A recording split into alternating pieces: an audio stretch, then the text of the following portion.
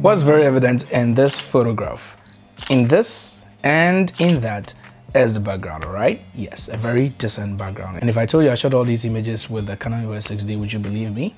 Well, looking at a camera that's more than a decade old and looking at this particular year, 2023, this particular camera is still very decent. And I've made a video about how relevant it still is in this year. And if you are looking at jumping from an entry-level camera as a beginner to going into a much more professional choice, the Canon EOS 6D can still be a very perfect choice. So with that said, let's jump right into the video and look at the photo shoot and see how I achieved these wonderful images.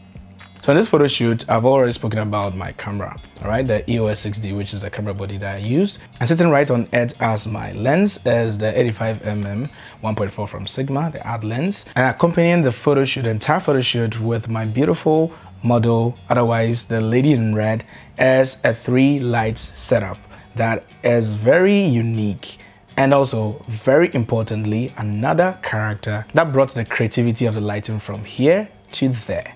Let me simply break it down. Of course, I would need a key light to light my subject, all right? But most importantly, the background, even though can be blurred when you're taking your pictures, it could be your preference. Even if you're going to blur your background, you still have to be mindful of what happens in your background. I always shoot very fast if I have a fast lens. So 1.4, which is what I have with the lens that I'm using, the 85mm. For the most part, I used very fast settings. So even if I didn't use the 1.4 itself, I'll still be within that, all right, to ensure that my background is blown out to oblivion. It is actually blurry and it doesn't distract. But here, something that I also needed to be very mindful of is the distance from the effect that I was going to create, which is what you see right now.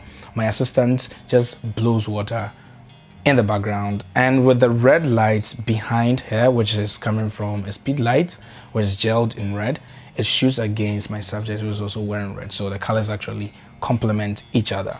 So here, my assistant blows water or spews water in a spray with a lot of pressure. I could have achieved this with, let's say, a spray gun or whatsoever, but I needed that kind of huge characteristic of a lot of water blown out at a go.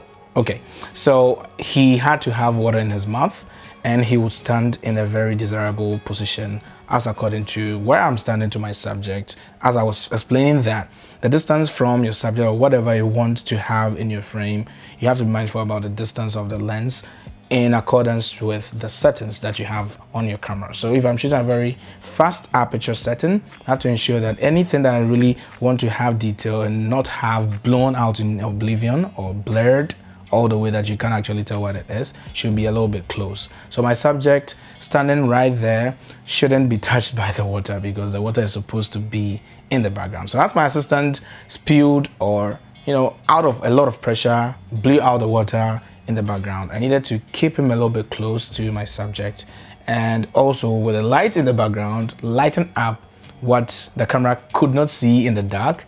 The light actually brought or illuminated the effect, and that was basically that. So here I was working with 3 exposures because there's yet another light that's gelled blue to hit the background. So that's coming from the Explo 600 flash point, and it has a snoot right on it so that it can actually select a very acute area to hit the light against. So I didn't need so much light coming back, otherwise it will cancel out the red that I needed, and also it will blow my exposure out of control. So I needed to make sure that it was controlled. So the snoot allows the light to be acute and it hits a particular portion of the background, lighten up my background, which is a little bit beyond the red light. And the red light coming with the water in the way, I would make my assistant follow my count. So I count down from 3, 2, 1, action. He blows it out and I shoot. All right, so one thing that was a challenge with this particular effect was that I noticed that I had to have my assistant go back a notch, and because of the change of distance that my assistant had moved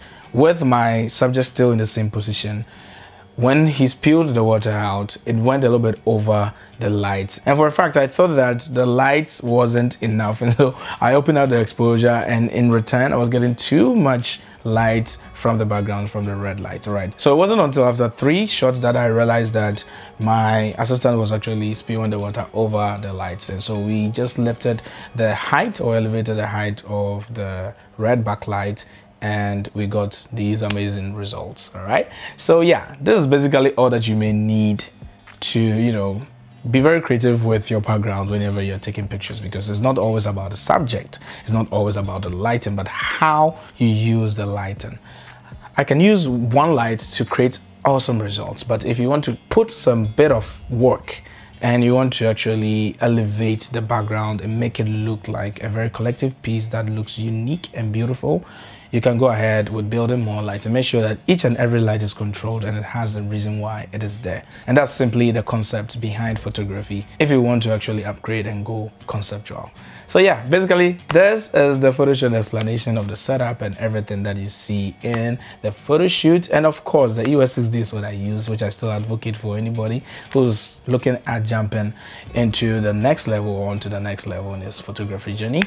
I recommend the Canon EOS 6D to you, because that's what I still use and that's what I use for these images that you see right now, which are so beautiful.